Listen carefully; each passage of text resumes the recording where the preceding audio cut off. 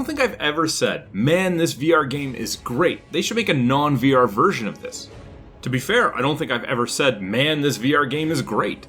Had I the opportunity to play Chronos in 2016, perhaps I would have though.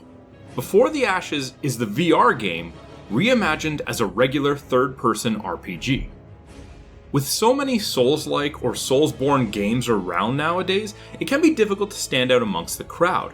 That being said, Before the Ashes does an admirable job at doing things just a bit different. The story is simple. You're a hero who gets sent into a labyrinth to slay a dragon and save the world. And like any Souls-like, you will most likely die a lot. You can access the labyrinth through giant glowing and rune-etched crystals, much like the sequel Remnant from the Ashes. This constant death throughout your journey is tied to the story because each death pushes the in-game time forward 1 year, and thus your character ages. This is the main gimmick, that as you age you unlock traits. These traits, as well as your stats, change as you get older, where it becomes more difficult to gain strength and agility, but easier to gain arcane. Unlike most Souls games, this one has multiple difficulty levels that allow you to choose to experience the story unimpeded if you so wish. Leveling is pretty simple overall. You gain experience fighting enemies as normal, and then attribute points to put into strength, agility, arcane, and vitality. These stats improve your damage with certain weapons, or improve your blocking or evading. This, combined with the choice of traits at certain age milestones, allows for a bit of customizing, but certainly not as much as some other games of the genre. You are locked into using melee weapons and shields, probably since that was the easiest way to design it from a VR perspective originally. There are some basic puzzles sprinkled throughout, but I found them to be a bit watered down without much difficulty. Combine 2 items to unlock something else, or match symbols to open a portal was about the gist of it.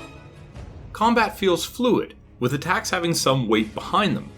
Most enemies feel a bit like damaged sponges with easily telegraphed attacks. However, if you do get hit, it hurts.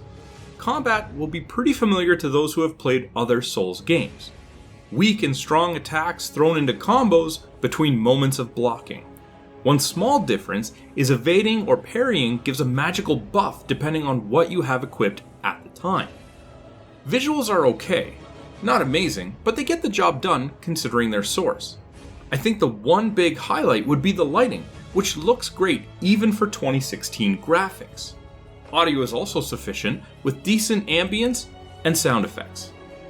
Overall, Chronos Before the Ashes is a decent Souls-light, which does its best to set itself apart. This was probably an amazing VR game, but just feels a little basic once you change it to a regular action RPG. Still, far from an awful game. If you're looking to try a more simplified Souls experience that will only take you half a dozen hours or so, maybe this game will be for you.